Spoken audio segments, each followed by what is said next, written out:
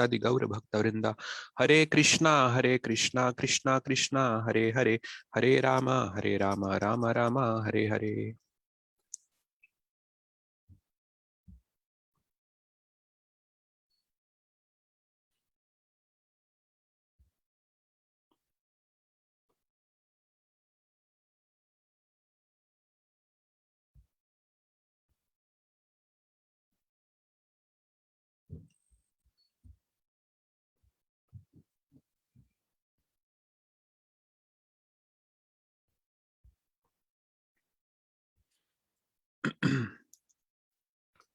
Hare Krishna. So we were discussing the 7th chapter, and I believe today we have to start from verse 24.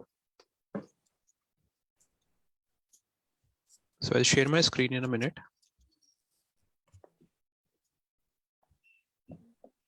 Okay, are you all able to see my screen? Yes. Yes. Okay, so this is a wow, very pretty elaborate purport, because this verse talks about Mayavad. So let's see what Prabhupada says here in this purport. Let's recite this verse. You can repeat after me. Avyaktam vyaktimapannam Avyaktam vyaktimapannam manyate mama buddhaya manyate mama buddhaya param bhavamajananto param bhavam ajananto mama vyayam anuttamam. mama vyayam anuttamam. Avyaktam vyaktimapannam Avyaktam vyaktimapannam manyate mama buddhaya manyante mama buddhaya param bhavamajananto param bhavam ajananto mama vyayam anuttamam. mama vyayam anuttamam. Avyaktam vyaktimapannam Avyaktam avyaktimapannam manyante mama buddhaya manyante mama buddhaya param bhavamajananto param bhavam ajananto mama vyayam anuttamam. mama vyayam anuttamam. Anyone else would like to recite? Avyaktam vyaktimapannam Avyaktam vyaktimapannam manyante mama buddhayah manyante mama buddhaya param bhavam ajananto param bhavamajananto mam vyayam mam mama vyam anuttamam. mama vyayam anuttamam. Anyone else?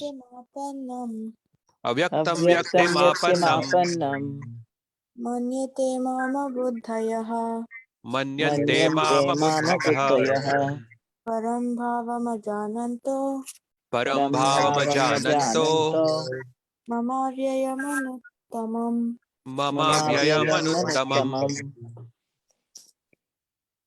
Anyone else?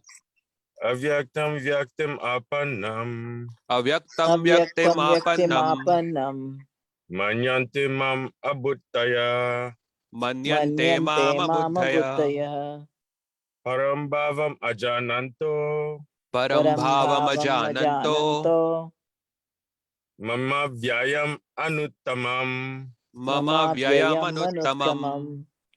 Excellent, Kuak. Yeah, Thank you. that was nice.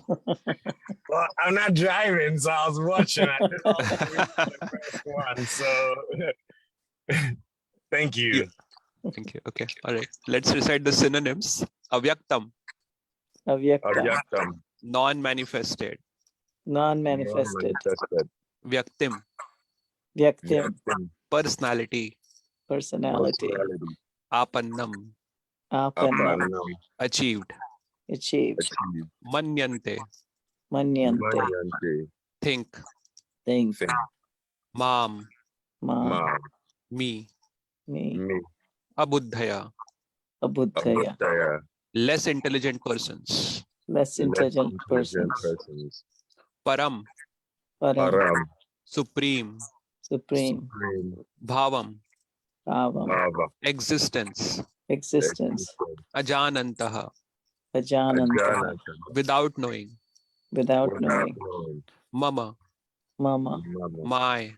my, Avyayam, avyayam, imperishable. imperishable, Anuttamam, anuttamam, the finest. the finest. Translation and purport by His Divine Grace A.C. Bhaktivedanta Swami Srila Prabhupada.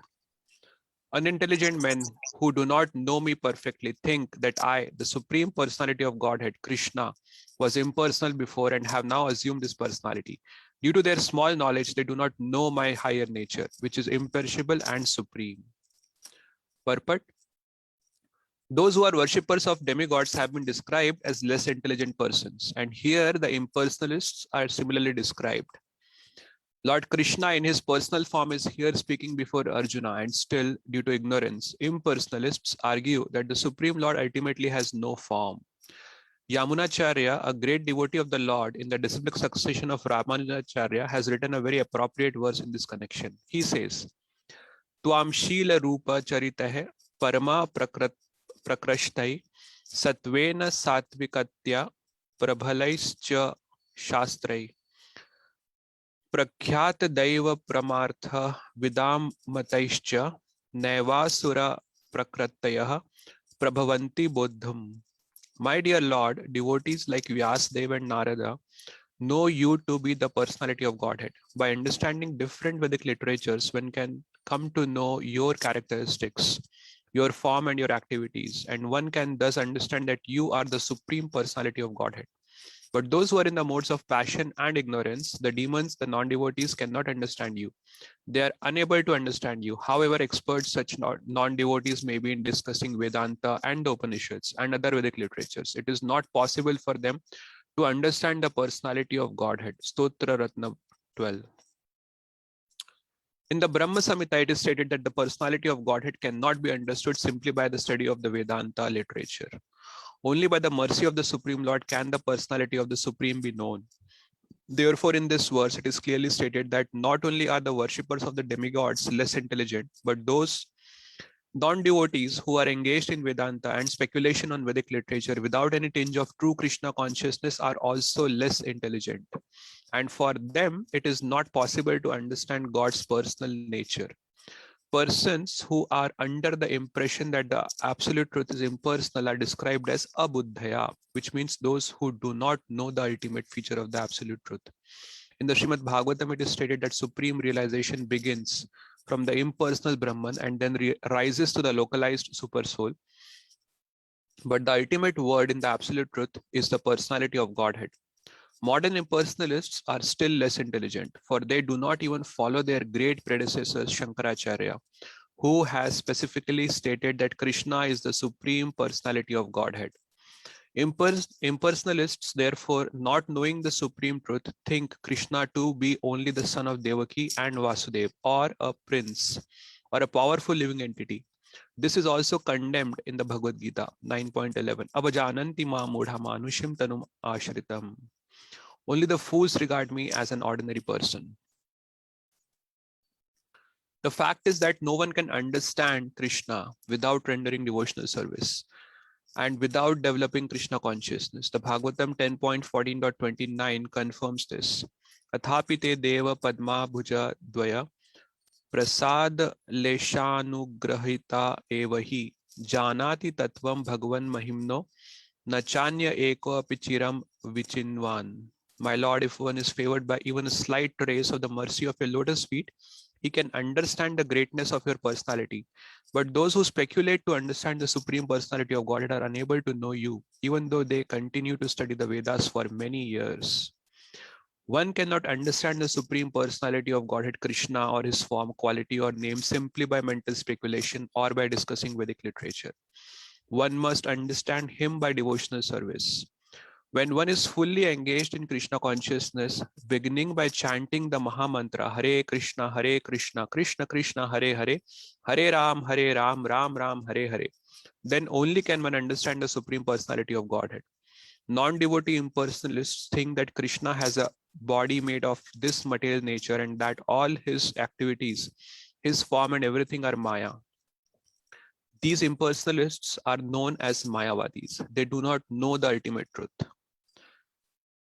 The 20th verse clearly states, Kamastesta Ritagyana prapadyante anya devataha. Those who are blinded by lusty desires surrender into the different demigods.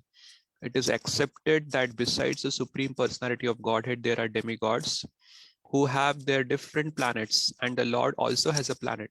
As stated in the 23rd verse, Devan Deva Yagyo Yanti Mam Mad Bhakta Yanti Mam Api. The worshippers of the demigods go to the different planets of the demigods, and those who are devotees of Lord Krishna go to the Krishna Loka planet. Although this is clearly stated, the foolish impersonalists still maintain that the Lord is formless and that these forms are impositions. From the study of the Gita, does it appear that the demigods and their abodes are impersonal? Clearly, neither the demigods nor Krishna, the Supreme Personality of Godhead, are impersonal. They are all persons. Lord Krishna is the Supreme Personality of Godhead, and he has his own planet, and the demigods have theirs. Therefore, the monistic contention that ultimate truth is formless and that form is imposed does not hold true. It is clearly stated here that it is not imposed. From the Bhagavad Gita, we can clearly understand that the forms of the demigods and the form of the Supreme Lord are simultaneously existing, and that Lord Krishna is Satchidananda, eternal blissful knowledge. The Vedic literature confirms that the Supreme Absolute Truth is knowledge and blissful pleasure. Vijnanam Anandam Brahma. Brahad Aranyaka Upanishad 3.9.28. And that he is a reservoir of unlimited auspicious qualities. Ananta Kalyana Gunatmako Sau. Vishnu Puran 6.5.84. And in the Gita, the Lord says that although he is Aja, unborn, he still appears. These are the facts that we should understand from the Bhagavad Gita. We cannot understand how the Supreme Personality of Godhead can be impersonal. The imposition theory of the impersonalist monist is false as far as the statements of the Gita are concerned. It is clear herein that the Supreme Absolute Truth, Lord Krishna, has both form and personality. Namo Vishnu Padaya Krishna Prishtaya Bhutale Shrimate Bhakti Vedanta Swaminiti Namne. Namaste Saraswati Devi Gauravani Pracharine Nirvishesha Shunyavadi Paschatya Deshatarine. I'll read the translation one more time. Unintelligent men who do not know me perfectly think that I, the Supreme Personality of Godhead Krishna, was impersonal before and have now assumed this personality. Due to their small knowledge, they do not know my higher nature, which is imperishable and supreme. Hare Krishna. So in this chapter, if you remember, we had a very strong verse to refute Mayavad, which was 7.7. Mattaha partaram nanyat kinchit asti dhananjaya. Mayi sarvamidam protam sutre manigadaiva. There is no truth superior to me, even slightly. Kinchit asti dhananjaya. Oh Arjuna, there is no truth superior to me, even slightly. Mayi sarvamidam protam sutre manigadaiva. Everything rests upon me, just as the pearls are string in the necklace. So Krishna is actually present in this word in the immanent form. So that verse is a very strong verse to refute Mayavad. But this verse here, 7.24, Avyaktam Vyaktim Apannam Manyante Mama Buddhaya Param Bhava Majananto Mam Avyayam Anuttamam. So this is like a death nail to Mayavad. Completely Krishna smashes the Mayavad philosophy. And the Sanskrit here is very clear. Avyaktam Vyaktim Apannam. Those, Avyaktam means impersonal, who doesn't have a form. Vyakta means who is present before us. We can see that person. Avyaktam means which is not, a person or something which is not, present in front of us, which we cannot perceive directly. That is avyakta. So avyaktam here refers to Brahman, because Brahman cannot be perceived directly. From avyaktam vyaktim apannam, a person who assumes his personality from avyakta. Manyante mam, those who think like this. Abuddhaya. So we have Alpamedhasa. Prabhupada also quotes this in the purport. Alpamedhasa is used for the demigod worshippers. Alpamedhasa means less. Alpa means less. Medhasa means intelligence. So they are less intelligent. Here abuddhaya, they have no intelligence actually. So they are unintelligent. That's how the translation starts. If you see unintelligent men who do not know me perfectly, think that I, the Supreme Personality of Godhead Krishna, was impersonal before and have now assumed this personality. So then he says, actually, param bhavam ajananto. They don't know my supreme feature. Bhavam is feature, ajananto. They don't know. Mam avyayam anuttamam. I'm imperishable. My personality is imperishable. That's what it means. And I am the finest. Anuttamam. There is no one, more finer than Krishna. That's how it means. So this verse here is like a death nail to Mayavad. Krishna has completely smashed Mayavad. There is another such verse that comes in the 14th chapter, where Krishna says, Brahmano hi pratisthaham. Actually, I am the basis of the impersonal Brahman. So these two verses kinds of completely, dismantle the Mayavad philosophy in one sense.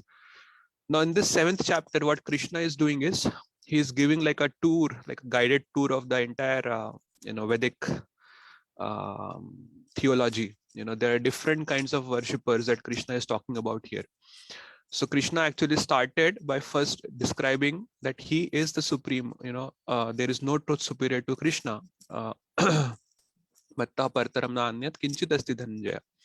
So he kind of establishes that first, and then he basically talks about that he is present in this world in an immanent form. Rasoham apsu konteya prabhashmi shishi suryo.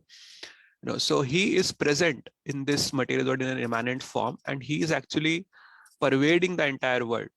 So he cannot be directly perceived, but he is pervading. So then the question that comes is that actually, if that is the case, then why do people not understand that it is Krishna who is actually sustaining this world? He is pervading this world, he is maintaining this world, he is the essence of our existence. So Krishna then describes actually that Tribhir Guna Mayir Bhaver Ebhi Sarvamidam Jagat Mohitam Na Abhijananti. Mam Ebhaya Paramavyayam. That the three modes cover Krishna, and because the three modes cover Krishna, the whole world does not understand Krishna. And Krishna, makes it very clear that actually I am above the modes. It's not that I am subordinate to the modes, therefore the modes cover me. No, Krishna says I am above the modes, and it is through by Krishna's will that the modes are covering Krishna. So then the question comes that, okay, if that is the case, then how can we understand Krishna? How can we know Krishna? So Krishna gives that also. Devihi isha gunamai mama maya duratyaya mamevaya prapadyante maya metam tarantite. That, actually Maya consists of the three modes, and, this Maya is my energy. Mama Maya, he makes it very clear. And the formula to go beyond Maya is Mamevaye prapadyante, surrender unto me. And if you surrender unto me, then you can easily cross beyond Maya. So that's how Krishna describes it. So first he gives his supreme position, then he tells that he is covered by the modes, he is covered by Maya. And then he talks about, then the question comes is that, okay, if that is the case, if if knowing Krishna or just by surrendering to Krishna we can go beyond Maya, then why do people not surrender to Krishna? So Krishna actually talks about 4 kinds of people who do not surrender to Krishna. So these are the atheists. Namam dushkritano mudha prapadyante naradhama maya aparhat jnana asuram bhavamashrita. So 4 kinds of people. We have discussed this: mudha, naradhama, maya aparhat jnana, and asuram bhavamashrita. So mudas are the foolish people, naradhama are the lowest among the mankind. Then we have the maya aparhat jnana, whose knowledge has been stolen away by maya, by illusion. And asuram bhavamashrita, people who are atheistic and demoniac in nature. So these are the 4 kinds of people who do not surrender to Krishna. Then he talks about the theists, who are, if that is the case, are there any people who surrender to Krishna or not? So that Krishna describes in the next verse. He says, Chaturvidha bhajante mam jana sukritino arjuna arto jigyasur artharti jnani cha bharatarshava. So he says actually there are 4 kinds of people who actually surrendered to me. And who are those? There's one more category which will come later. There's people who are desiring liberation, that Krishna will talk towards the end of the 7th chapter. But besides these 5 categories, there are the bhaktas, which Krishna will talk about in the 9th chapter. He will not discuss it right now here. Bhaktas, they don't actually need anything from Krishna. So Krishna will introduce that later. Mahatmanas numam partha taivim prakrimash. That's how he'll put it later. So he says that actually there are 4 kinds of pious men. So first of all, he says that these are pious people. Sukriti, no, they are not ordinary people, because they are coming to Krishna. That means they have some piety. They have acquired some punya, some pious credits, due to which they are able to understand that they should approach Krishna for something. So Artho, Jigyasur, Artharthi. Artho are the distressed. Jigyasu are the inquisitive. Artharthi are the people who are the desirer of wealth, and Jnani are the intelligent, the scholars, the people who are called as seekers also at times. So these are 4 categories who surrendered to Krishna. So this is like the description of the theists. So people who don't surrender to Krishna, people who surrender to Krishna, and then there is a description of people who surrender to something other than Krishna. So that is described in the 20th verse. There is a section that comes, Kamas Tastarita Jnana Prapadyante Anya Devataha Tamtam Niyamam Asthaya Prakritya Niyataha Swaya. So he starts this section in the 20th verse, Kamas Tastarita Jnana. Their intelligence have been stolen away by material desires. And such people actually surrender to the demigods, and they follow the particular rules and regulations of worshipping the different demigods. But then he describes that actually this demigod worship is not independent of Krishna. Actually it is Krishna who facilitates this. How he facilitates this is very intriguing. This sometimes we some devotees have a very negative conception of the demigod worshippers. Why do you have to go to demigods at all? No. But actually it is Krishna's benevolence, it is Krishna's mercy in one sense, that he has established this process of demigod worship. So he describes this actually, that how this is a very sophisticated process. So in the early Europe, they have the Romans and the Greeks who used to be like polytheists. They have many gods, and there the idea was that different gods are competing with each other. That was the idea, in the polytheistic cultures. And when the Europeans or the Britishers, they first came to India, they thought that even Indians are polytheists. So here Krishna gives that it's not just a simple polytheistic worship that he's talking about here. It's a very sophisticated version. He says, yo yam yam tanum bhakta shraddharchitam ichchati tasya achalam shraddha tam eva vididhamyaham. That whoever wants to worship whichever form, tanum, tanu means form. This word tanu will come again later in the 9th chapter. Abjananti mamudha manushim tanum ashrita. When I appear in this human-like form, that's how Krishna will put in the 9th chapter. We'll discuss that later. But here he says, whoever wants to worship whichever form, shraddharchitam ichchati. He wants to worship.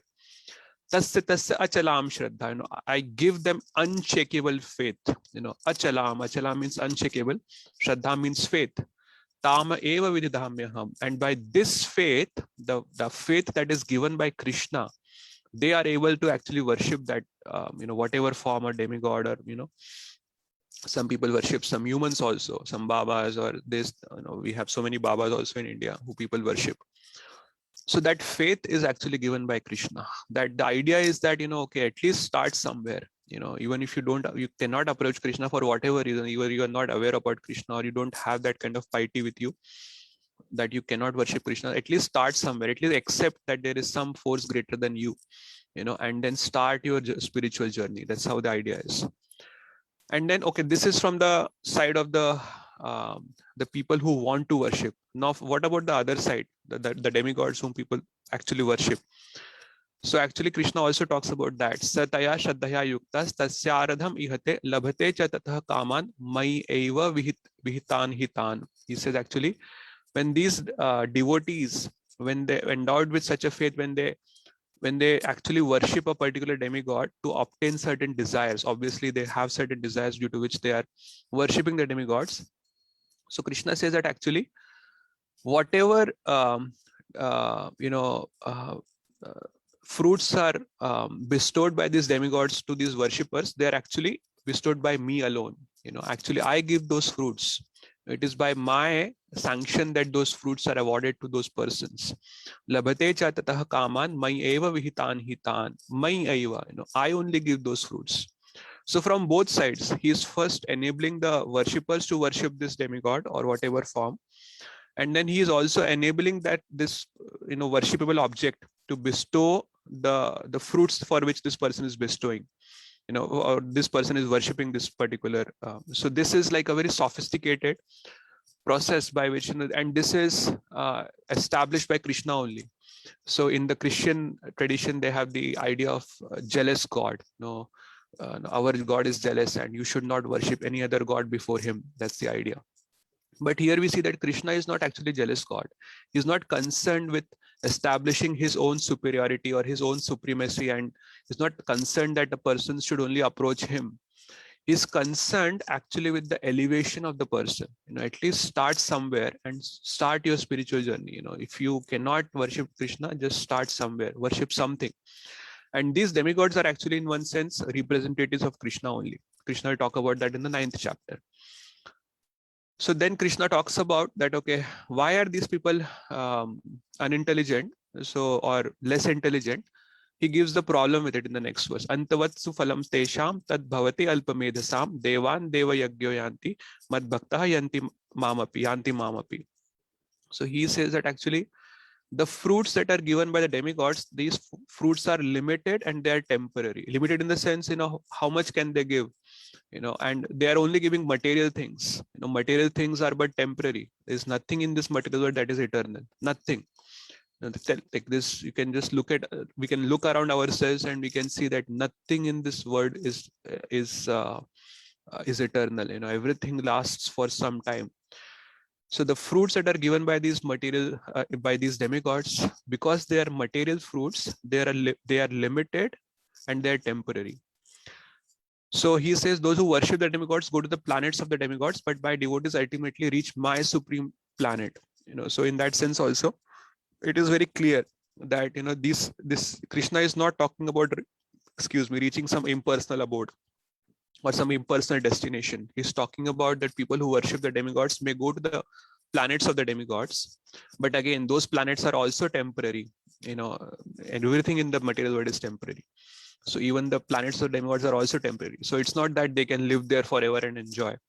Krishna puts this more graphically in the 9th chapter, in the 20th verse, where he says, Traividya mam somapaha putapapa yagyarishtva swargatim prarthayante te punyam asadya surendra lokam ashnanti divyan divideva bhogan. So there he says that actually people who they follow a certain process and they can go to Surendra Lokam. Surendra Loka is the abode of Lord Indra. So and there they enjoy godly delights. That's how Krishna puts it in the 20th verse. But later in the next verse, he brings them down. Tetam bhuktva swarlokam vishalam shine punya martya lokam vishanti evam trei dharma manuprapanna gata gatam kama kama labhante. But when the results of their pious activities are finished, they have to return to this mortal planet again. So mortal planet is the planet Earth where we are. It's a karma bhumi. And there, they have to again adhere to the principles of the 3 Vedas. So basically, gata gatam kama kama labhante. They come, they go, they don't get anything lasting here. So that's the idea of demigod worship. You may go to the heavenly planets. You can also enjoy godly delights over there, but just for some time. It's like going to a resort. When sometimes we have to, we think I need a break. Let me go and enjoy somewhere. And we go to a particular resort and we have a lot of fun over there. Nice food to eat, beach is there, so many sports are there. You can do a lot of great things over there. You don't have to worry about your work and your family and whatever. But how long can you stay in a resort? It depends on how much money you have. So at some point your budget will run away, and it will run out. So when the budget runs out, then you have to leave the resort and you have to come back to your own home. So that's how it is. That you can go to the heavenly planets. It's like a resort, but ultimately you have to come back to them once you're when you're the pious fruits or pious credits are finished, then you have to come back. So also Krishna puts this in a very graphic way in the 9th chapter, the problems of demigod worship. Now, first he says that actually, the demigod worshippers are also worshipping me only. What is that verse? Missing the verse.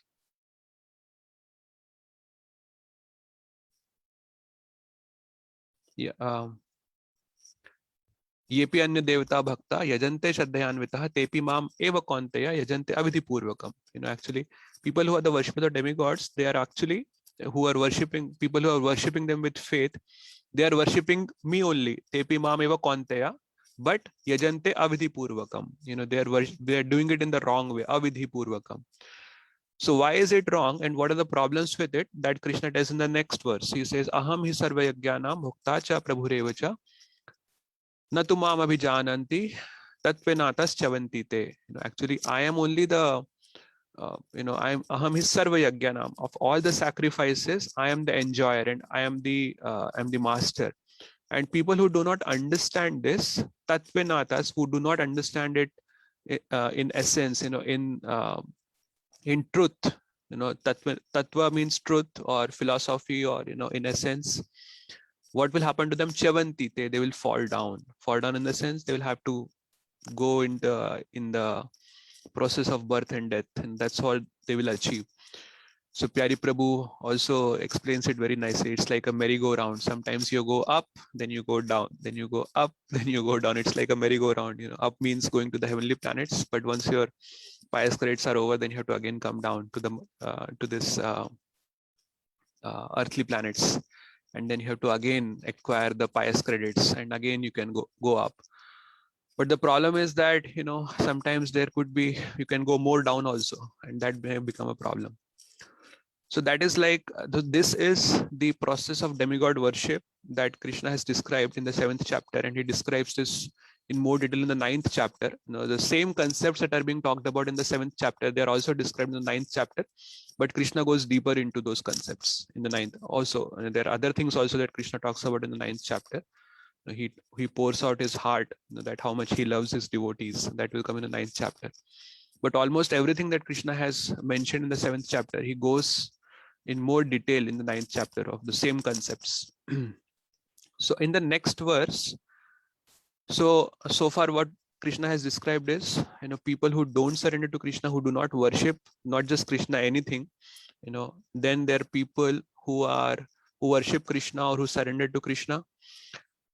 Then people who are the demigod worshippers who surrender to something else. And then now in this verse, 24th verse that we are discussing, Krishna is talking about the semigods. Semigods means say me God. I am God. That's what their idea is. Avyaktam vyaktimapannam manyante mama buddhaya param bhavamajananto mamavyayam anuttamam. So in this verse, the concept of Mayavad, that's how Prabhupada puts here so considering everything to be Maya, except Brahman, everything is Maya. That's the idea. So that's why it is also called as Mayavad. So Ekam Brahma Dvitiya Nasti. There is just one Brahman that exists. There is nothing else that exists. That is their idea. What is that? Brahma Satya Jagan Mithya. Only Brahman is the truth, and this word is Mithya, means it is false. So our philosophy is that this word is not false. This word is temporary. It's not that this word have no existence. So their idea is that this word actually does not exist. It is because of Maya that we are perceiving this word. That is their definition of Maya. Because of Maya, we think that we exist in this material world, but actually we do not exist. That's their idea. But the definition of Maya that Lord Vishnu gives in the Srimad Bhagavatam is to see things disconnected from Krishna or Vishnu is actually Maya. There's a verse that comes in the 2nd canto, 9th chapter, 33rd verse, I believe. Yeah, thank you, Mataji. That's the verse. So the idea is that Lord Vishnu is talking to Lord Brahma, and he says, "Oh Brahma, if you see anything meaningful in this world, and if you don't see any connection of that thing with me, then that is actually Maya." So the idea is that if you see things disconnected from Vishnu, if you think that anything exists independent of Vishnu, that is actually Maya. That gives rise to Maya. So if we think that this world is maintained by Vishnu, this world is sustained by Vishnu, the origin of this world is Vishnu, then that's not Maya, because we are seeing things in relationship with Vishnu. But if you think that this world is independent of Vishnu, then that actually is Maya. So a very graphic analogy of that comes in the Ramayana. Sita Devi is considered to be Lakshmi. And what Ravana does is he abducts Mother Sita and he brings her to Lanka. And he wanted to enjoy Mother Sita independent of Lord Ram. He was seeing Mother Sita disconnected from Lord Ram. And he actually wanted to kill Lord Ram. So that same Lakshmi becomes the source of Maya for Ravan. Because Ravan was trying to enjoy Sita Devi without Lord Ram, or disconnected from Lord Ram or independent of Lord Ram, that Lakshmi became Maya for him, the source of Maya, and he destroyed the same Maya destroyed Ravan. So that's the idea. So sometimes people say that all this for money and all for financial matters is all Maya. Don't waste your time on this. Actually, devotees don't say it's Maya. They say it's Lakshmi. Because we understand that this can be used in the service of Krishna. Prabhupada used this very nicely in service of Krishna. He established so many temples. He established so many. He actually established the printing press. He used this money for printing books, distributing books. That's such a great service for Krishna he did. So, if we understand things to be disconnected from Vishnu, that is actually Maya. So the idea is, so now if we say that, okay, Krishna here is kind of, he is saying that this philosophy is not right. Avyaktam vyaktimapannam. People who think that I was impersonal before and now I have assumed this form, they are actually abuddhaya. They don't have intelligence. Then why do Krishna say in the 12th chapter that, the impersonalists can achieve me later, after many, many births, they can achieve me. So in the 12th chapter, when Arjuna asked this question that who are better, the devotees better, people who worship your personal form, or people who worship your impersonal form, they are better. So the idea here is that Krishna is not saying that he doesn't exist in an impersonal feature. There is also an impersonal feature of God. That will come in the 9th chapter. Maya tatamidam sarvam jagadavyakta murtina matsthani sarva bhutani na chaham teshu avasthita. So Maya tatamidam sarvam jagadavyakta murtina. So the Brahman feature is there, and that is, and even in the 14th chapter, Krishna talks about this Brahmano hi pratishtaham. I am the basis of impersonal Brahman. So he is not saying that the impersonal Brahman doesn't exist. That's not the idea. The idea that Krishna is coming from Brahman, that is false. That is incorrect. So there are two concepts. One is the Mayavad philosophy, and there is a Brahmavad. So there is a difference between the two. Mayavadis and Brahmavadis, both are impersonalists. But the Brahmavadis, they are not offensive to Krishna, but the Mayavadis are offensive to Krishna. Why are they offensive? Because they don't accept the personality of Krishna. They say that the personality of Krishna is a product of Maya.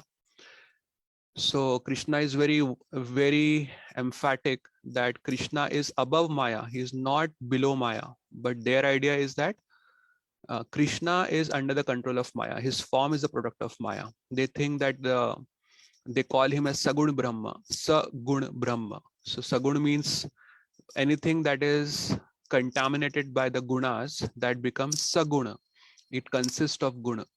So their idea is that Krishna is Saguna Brahman, in a sense that when the Nirvishesh Nirakar Brahma, when it comes in the contact of material mode of goodness, then it comes down as a form, as an avatar, and it performs various leelas. And when the leelas are over, again the personality of that form is lost, and then he merges back into the Brahman. That is their idea. So they consider the personality of Krishna, or any avatar for that matter, even Lord Ram or Lord Vishnu, or any kind of personality, to be like a Sagun Brahman, product of Maya. So in the 9th chapter, Krishna will make it very clear, what is that verse? Maya dhakshena prakriti suyate sacharacharam hetu nanina kaunteya jagadvi parivartate. 9.10. Krishna says that Maya dhakshena prakriti, under my supervision, this prakriti is working. Maya is working. So he doesn't say that Maya is my boss. He says, I am the boss of Maya. Maya adhyakshen, I am the supervisor. Adi aksh, adhyakshen means adi aksh, to see from above, overseeing. He is overseeing the working of Prakriti or Maya.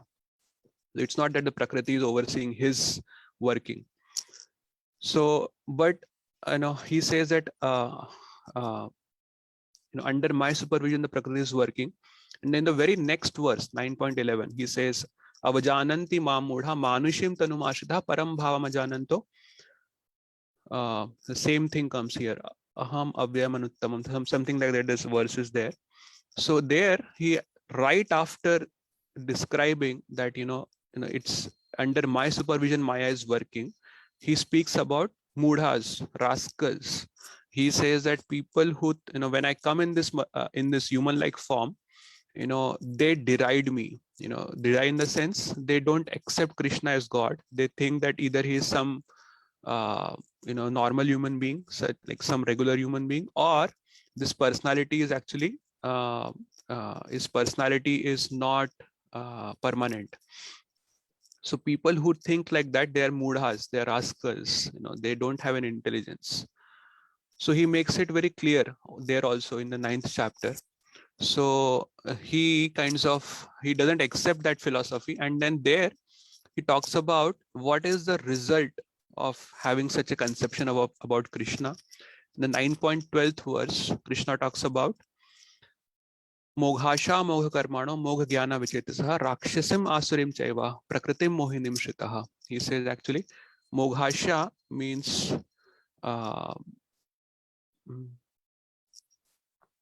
their all their activities, their hope, their anything that they have done, moghasha, mogha karmano, mogha jnana, all their knowledge, all their activities, and all their hopes for liberation. Asha is hope.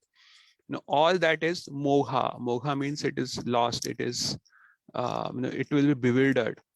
And something more frightening, he says, rakshasim asarim chaiva prakriti mohinim shritaha. They will acquire the demeanor of, they will take shelter of rakshasim and asurim prakriti mohinim shritaha. So rakshasim is demoniac and devilish. They will take shelter of these kind of qualities, because it has a very negative impact in having incorrect understanding about Krishna. So avajananti mamudha, that's how it starts. So there are 3 words: jananti, ajananti, and avajananti. So jananti means to know, ajananti means to not know, and then avajananti means to know the opposite of that which is true. So these people, they have complete opposite understanding about Krishna's personality, about Krishna's existence, about Krishna's position, complete opposite. They think that, Krishna is taking shelter of Maya, but actually it's the other way. Maya is taking shelter of Krishna. And because they have complete opposite understanding, and they preach also like that to other people, therefore, moghasha, mogha karmano, mogha jnana vichetasa, all their hopes for liberation, all their activities, and all their knowledge will be mogha, will be bewildered, and then they will acquire the propensities or nature of the demoniac and devilish kind of nature. So basically that is mode of passion and mode of ignorance. Rakshasim is mode of ignorance. The Rakshasas are in the mode of ignorance. Asuras, they're in the mode of passion. So they will acquire those kind of personalities in the mode of passion and ignorance. So very frightening in one sense. The misconception about Krishna's personality and Krishna's position, that is not right. This is in accordance with what Krishna had said in 4.11. What is that verse?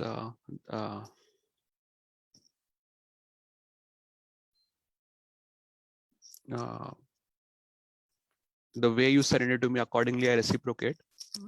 That's how Krishna puts it in the 4. I'm missing the exact verse, but yeah, thank you, Mataji. ये यथा माम प्रपद्यन्ते ताम तथैव भजाम्यहम् मम वर्तमानुवर्तन्ते मनुष्यः पार्थ सर्वशः. So as people surrender unto me, accordingly I reciprocate. So Krishna reciprocates, and if someone wants to believe that Krishna's personality is temporary, he is under the influence of Maya, or he's under the control or clutches of Maya, accordingly they will also get results according to their beliefs, according to their. And it's not that they just believe like that, they also like to preach like that. Prabhupada talks about in the purport that the Neo-Mayavadis means the new age Mayavadis, they don't even accept the words of their predecessor, Shankaracharya. Shankaracharya in his commentary, if you see in the Bhagavad Gita, he makes it clear that Krishna is a supreme person. Krishna is beyond this world. He is para. He is not a part of this world. Don't consider him to be part of this world. He is para. But they don't even accept him. Their own predecessors. They just don't want to hear that. So they are in one sense envious of Krishna and his personality. So there are more frightening things about Mayavad, how the Mayavad degenerates into something frightening, but we don't have time to discuss all that. There are articles also that have been, I just mentioned one thing. I read an article. This was published in the Speaking Tree. Speaking Tree is the spiritual column in the Times of India newspaper. Times of India is the best-selling newspaper. The circulation of Times of India is, I don't think in the entire world any other newspaper can actually have that kind of circulation, because India's population also is very, it's very big. So the article was about that why the title was something like, why is Krishna's color black? Krishna is Ghanshyam. His color is like the color of a rain cloud, Ghanshyam. So he was trying to kind of do analysis of why is Krishna black, because generally black is not considered to be a very nice color. So he says that actually Krishna's color represents tamas. Tamas means ignorance, and it is black to remind us that, the sattva is beyond tamas, and sattva is actually beyond any forms, and any material colors. So if you believe in Krishna, that means you are in ignorance. That means you are under the influence of tamoguna, and you have to go beyond this. You have to go to Brahman. You have to achieve Brahman. That's how. I don't remember the exact article, but that was the conclusion. That Krishna's color is dark because it represents tamas. It is there to remind us that we are in ignorance and we have to go beyond ignorance. So this is completely opposite. This Krishna is under tamas. Krishna's color is it represents ignorance. This is, you can understand, it's like a very, very offensive to Krishna. So Mayavadis, they are offensive to Krishna. Brahmavadis, they are not offensive to Krishna. They don't concern themselves that Krishna is higher or is Brahman is higher or whatever. They are simply attracted to Brahman, and they just endeavor to go and merge into Brahman. That is their idea. They don't go around preaching that, why are you worshipping Krishna? Krishna is, Krishna is not, he's Sagun Brahman. Don't worship Krishna. They don't go around preaching like that. They are simply attracted to Brahman, and that is their destination. So we have two examples of this in the Srimad Bhagavatam itself.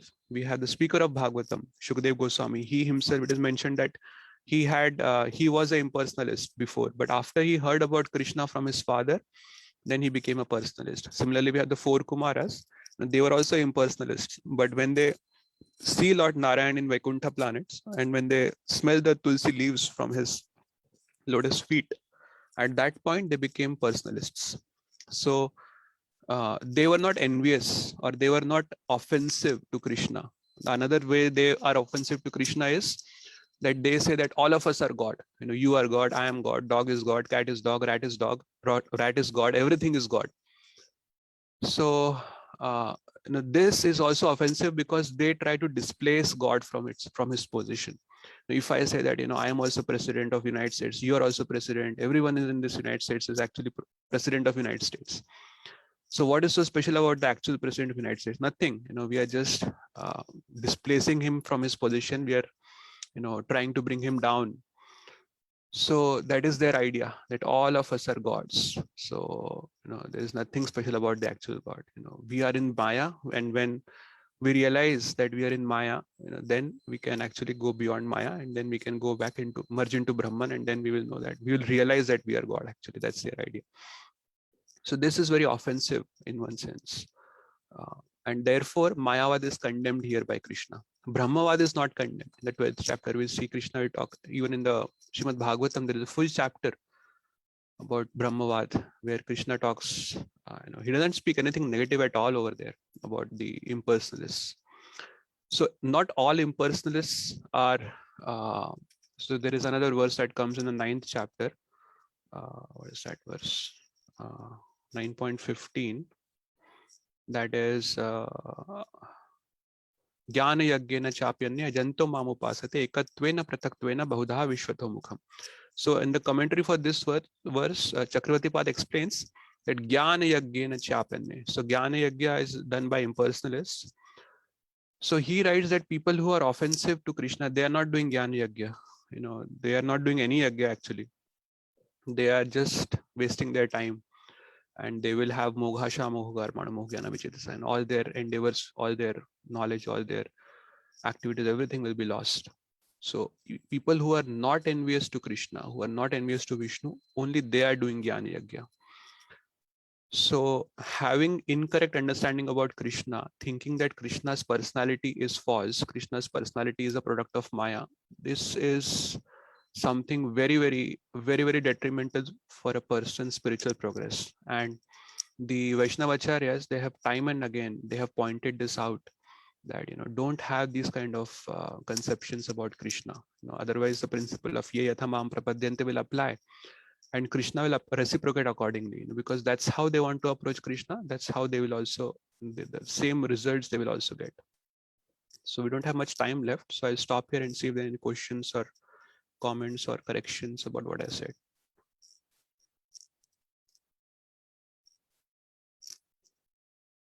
Anyone would like to add anything?